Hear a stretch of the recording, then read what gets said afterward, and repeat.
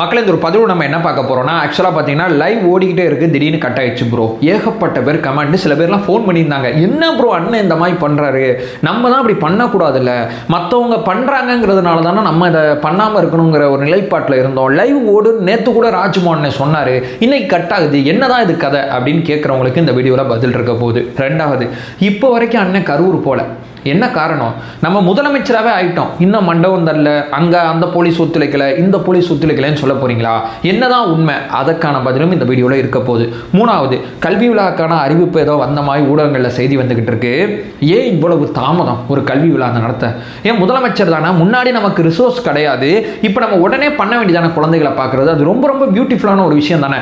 பண்ணுவாரா மாட்டாரா அப்படிங்கிற டவுட்லேயே போயிடுச்சு. இது என்ன கதை அப்படிங்கிறத பற்றி பார்க்க போகிறோம். இது 3 விதமான விவாதங்களை இந்த வீடியோவில் நம்மளுடைய தரப்போட பாயிண்ட் ஆஃப் வியூ ரொம்ப ஆழமாக தெளிவாக அந்த வீடியோவில் நான் பதிவு செய்யணும்னு நினைக்கிறேன்.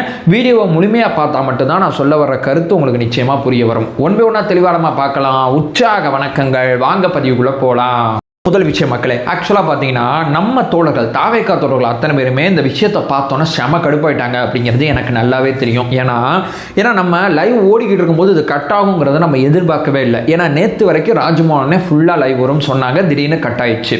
ஸோ ஒரு லைவ் நம்ம ஏன் ரொம்ப ஆர்வமாக பார்க்குறோன்னா, நம்ம ஓட்டு போட்டு தேர்ந்தெடுத்த சட்டசபை உறுப்பினர் என்ன பண்ணுறாரு, என்ன செய்கிறாரு, அவர் விவாதத்தில் பங்கேற்கிறாரா, அவைக்கு வெளியே அட்டண்டன்ஸை போட்டு போயிடுறாரா, இல்லை அவைக்குள்ளே வராரா, வந்தார்னா என்ன பேசுறாரு, இல்ல எந்த கேள்விக்கு பதில் சொல்றாரு, எந்த மாதிரி ஆரோக்கியமான விவாதத்தில் பங்கேற்கிறாரு, அவர் எப்படி எதிர்க்கட்சி நண்பர்களை டீல் பண்றாரு. ஏன்னா இப்ப நம்ம தாவேக்காவோட எம்எல்ஏக்கு நம்ம ஓட்டு போட்டிருந்தோம், அமைச்சருக்கு ஓட்டு போட்டிருந்தோம்னா எதிர்க்கட்சிகளை எப்படி ஹேண்டில் பண்றாரு, இது அத்தனையுமே நம்ம ஒரு பொதுக்கூட்டத்தில் இங்கேருந்து கத்தலாம், என்ன ஆட்சி நடத்தல, ஓயின்னு கத்தலாம். ஆனா அசம்பிளியில நேர் எதிராக உட்கார்ந்து பேசணும். ரெண்டுக்கு நடுவில் நிறைய வித்தியாசம் இருக்கு.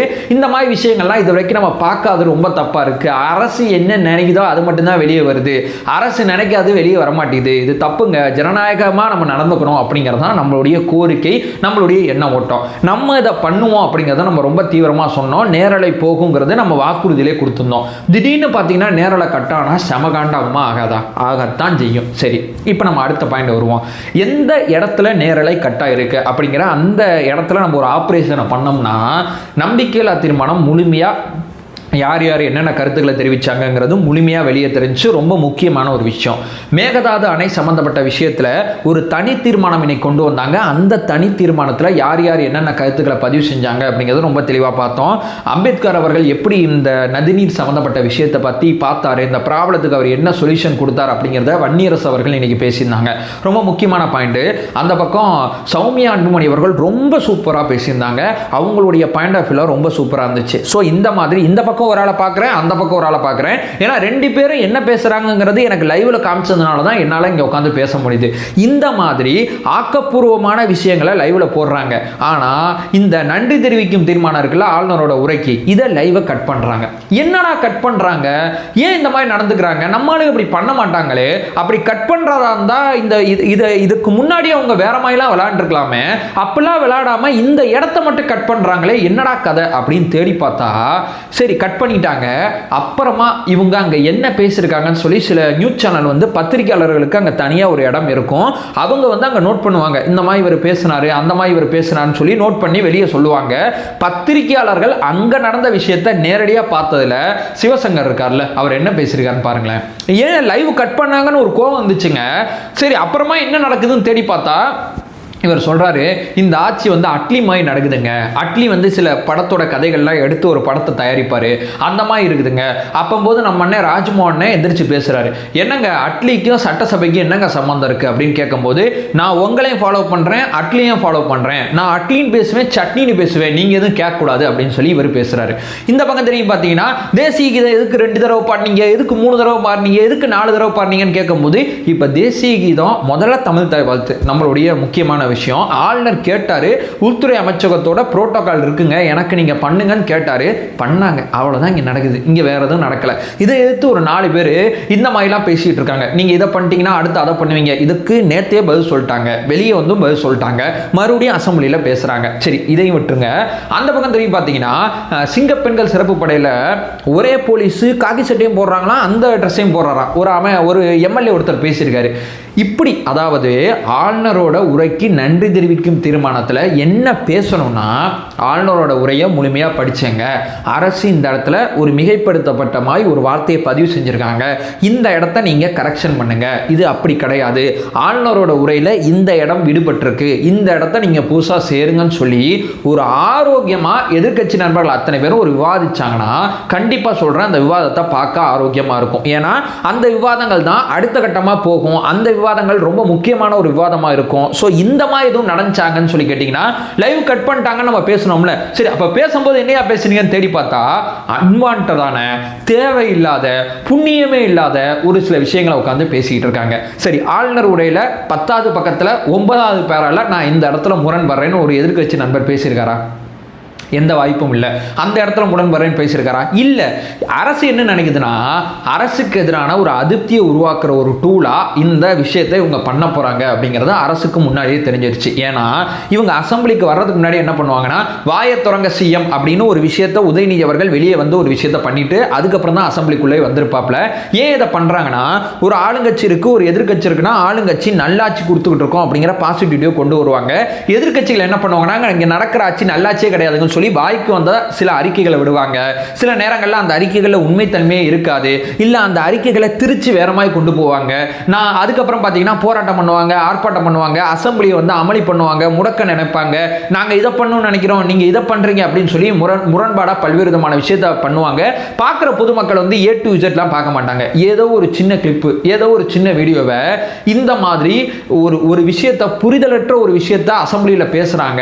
அது வெளியே போகும்போது அரசு கெட்ட இருக்குன்னு சொல்லி அரசு இங்கே கட் பண்ணுது. இங்கே இதான் நடந்திருக்கு. ஆனால் என்கிட்ட நீங்கள் கேட்டிங்கன்னா, அண்ணா நீ போடுனே முழுமையா, நீ இதை போட்டிருந்தீன்னு வையன, இன்னைக்கு நடந்த கதையை நீ முழுமையாக எங்களுக்கு காமிச்சிருந்தீன்னு வையன, குஜிலி மஸ்ட் நம்ம ஆளுக பண்ணது முற்றிலுமா அத்தனை பேருக்கும் வெளியே தெரிஞ்சிருக்கும்.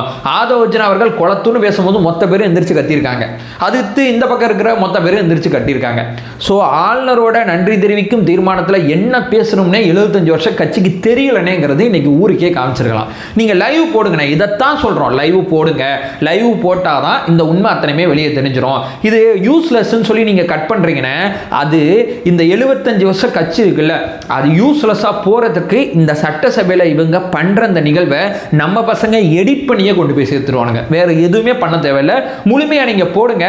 நீங்க இது நடந்தா தேவையில்லாத ஆளுநர் உரையில எதுவுமே மிகைப்படுத்தப்பட்ட விஷயங்கள் கிடையாது, பொய்யான விஷயங்கள் கிடையாது, அரசோட கொள்கை நிலைப்பாடுகள் முழுமையாக கொண்டு போய் சேர்க்கப்பட்டிருக்கு. அதில் எதையும் நம்ம திருத்த வேண்டிய அவசியமே கிடையாது.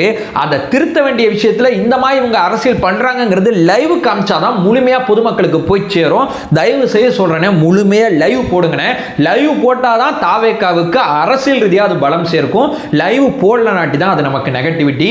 ஏன்னா இவங்களுக்கு பேசவே தெரியலனே. நம்ம ஆளுங்க முதல்ல போகிறாங்க, எந்த மாதிரி அப்ரோச் பண்ண போகிறாங்க, எந்த மாதிரி பண்ண போகிறாங்க நீங்கள் பார்த்துட்டு இல்லை நம்ம பார்க்கலாம் செய்யலாங்கிறதுனால அதை கட் பண்ணுறீங்க. வேணாம், லைவ் போடுங்க. போட்டாதான் ஆப்போசிட்டில் இருக்கிறவங்க இவ்வளவு தூரம் மொக்கையான அரசியல் பண்ணிட்டு இருக்காங்கிறத ஊருக்கு கொண்டு போய் சேர்க்க முடியும். இது என்னோட தனிப்பட்ட கருத்து. நம்பர் 1. நம்பர் 2, ஏன்பா கரூர் போகிறோன்னா ஒன்றுமே கிடையாதுங்க. முன்னாடி அண்ணன் கரூரில் பாதிக்கப்பட்ட மக்களை சந்திக்கும் போது சிபிஐட்ட அனுமதி வாங்கி தான் சந்திச்சாங்க. இப்போ சிபிஐ கேஸ் நடந்துக்கிட்டு இருக்கு. நம்ம அங்கே போகிறோன்னா சாட்சிகளை குழப்புறோம், அதை பண்ணுறோம். இப்போ நான் பேசுகிற தருவாய் கூட சிபிஐ வந்து அந்த வழக்கை விசாரிச்சுக்கிட்டு இருக்காங்க. அண்ணனை விசாரிச்சிருக்காங்க, மறுபடியும் வந்து தேவைப்பட்ட அண்ணனை விசாரிப்பாங்க. இதற்கு நடுவில் அந்த கேஸில் இன்வால்வ் ஆகிற மாதிரி சாட்சியை குழப்பிட்டாங்க, அப்படி பண்ணிட்டாங்க. ஏன்னா நம்ம எது பண்ணாலும் இங்கே தப்பாக இருக்குது, ஒவ்வொரு அடியும் பார்த்து தான் எடுத்து வைக்கணும். அந்த வழக்கு நடக்கிறதுனால இப்போ அவங்களால நம்மளால் சந்திக்க முடியல. நம்ம முன்னாடியே சந்தித்து நம்ம அழுது, நான் அந்த வீடியோக்கள்லாம் நான் போட்டிருப்பேன், நம்ம அண்ணன் அழுது அவங்க காலில் விழுந்து அவங்களுக்கு தேவைப்படுற அத்தனை உதவியும் நான் பண்ணுறேங்கிற மாதிரி ரொம்ப நாகரிகமாக சொல்லிட்டாங்க. அந்த மக்களும் அண்ணனோட மன்னிப்பை ஏற்றுக்கிட்டாங்க. இப்போ சிபிஐ கேஸ் நடக்கிறதுனால நம்ம அங்கே போகல, வேறு எதுவும் கிடையாது. இது 2வது. 3வது, கல்வி விழா நடத்தணுங்கிறது அண்ணனோட பெரிய ஆசை. முன்னாடியே பண்ணுறதுக்கு அவரால் எவ்வளோ முடியுமோ ஒரு முயற்சி பண்ணார், நேரம் அமையலை. இப்போ நம்ம பண்ணியே ஆகணும் அப்படிங்கிற ஒரு இடத்துல வந்து இப்போ நமக்கு தோணுச்சுல, வேகமாக பண்ணணும். அதே தான் அவருக்கும், வேகமாக பண்ணணும். அதற்கான சூழல் அமையலை. ஏன்னா நம்ம பெரும்பான்மையாக நம்ம வந்து ஆட்சி அமைக்கலை, நம்ம வேறு சில கட்சிகளை இணைத்து தான் ஆட்சி அமைக்கிற மாதிரி இருந்துச்சு. அந்த விஷயங்களை சரி பண்ணி ஆட்சிக்கு வந்தோம். அதுக்கப்புறம் என்ன பண்ணோம், சரி இதை நம்ம முடிச்சிட்டோம், ஒரு அமைச்சரவை விரிவாக்கம் செய்ய வேண்டியிருந்துச்சு, அதையும் நம்ம நம்ம பண்ணோம். அதுக்கப்புறம் யார் யாருக்கு என்னென்ன இலாக்காவோ அதை நம்ம கொடுத்தோம். ஒவ்வொருத்தவங்க அவங்களோட ஒர்க்கை பார்க்க ஆரம்பிச்சாங்க.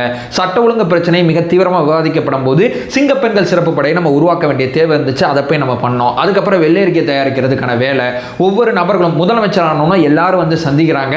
அந்த சந்திப்பு அத்தனையுமே நம்ம பண்ண வேண்டியது இருக்கு. சில புரிந்துணர்வு ஒப்பந்தம் பார்க்க வேண்டியது இருக்கு. இந்த பக்கம் திரும்பி பார்த்தீங்கன்னா அசம்பிளிக்கு தேவைப்படுற விஷயங்கள் செய்ய வேண்டியது இருக்கு. ஸோ இது எல்லாத்தையும் பண்ணதுனால பிஸி ஷெடியூல்ல தான் இதை தள்ளி போய்கிட்டே இருக்கே தவிர இதை பண்ணக்கூடாது. சும்மா 2 வருஷம் கட்சி ஆரம்பிச்சோன்னா சும்மா பண்ணோம், அடுத்தடுத்து கிடையாது, அப்படிலாம் கிடையாதுங்க. அவர் எப்போதுமே அவர் இயக்கம் ஆரம்பிச்ச காலகட்டத்திலேருந்து தன்னால் முடிஞ்ச அளவு இந்த குழந்தைகள் வந்து நல்ல மார்க் எடுக்கிற குழந்தைகளை பாராட்டிக்கிட்டு இருக்காரு. கட்சி ஆரம்பிச்சா பண்றது கிடையாது, அதற்கு முன்னாலேருந்து பண்ணிக்கிட்டு இருக்காரு. இன்னைக்கு முதலமைச்சராக பிஸி ஷெடியூல்ல இருந்ததுனால இப்போ அவர் வந்து கண்டிப்பா பண்ணணும் அப்படிங்கிற பாயிண்ட்டுக்கு வந்துட்டாரு. அதற்கான தேதி அறிவிப்பு முறையா வரும் அப்படிங்கிறத நான் அவங்கள்ட்ட சொல்லிக்கிறேன். அதற்கான வேலை ஆரம்பிச்சிட்டாங்க, என்னோட மாவட்டத்தில் கேட்க ஆரம்பிச்சிட்டாங்க. அதனால நான் ஃபோன் பண்ணி சில பேர்ட்டெல்லாம் கேட்டு தான் இந்த வீடியோவில் நான் பதிவு செய்கிறேன். அதை சொல்லிட்டு இந்த வீடியோ நான் என் பண்ணிக்கிறேன். நம்மளோட ஒரே நோக்கம் அறியாமை அகற்ற வேண்டும், அறியாமை அகற்றப்பட வேண்டும். Thank you so much.